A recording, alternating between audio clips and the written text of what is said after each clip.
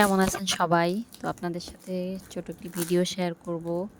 তো আমার ছেলে সায়ানের পিসিমণি ওর জন্য কিছু খেলনা পাঠিয়েছে। তো সেটা আনবক্সিং করব।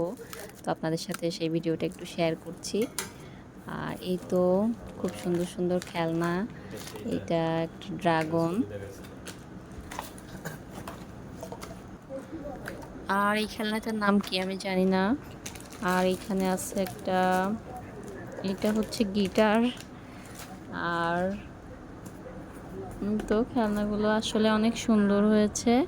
আর এখানে এটা একটা কার। আর এইটা হচ্ছে শুরুকো বক্স মেবি।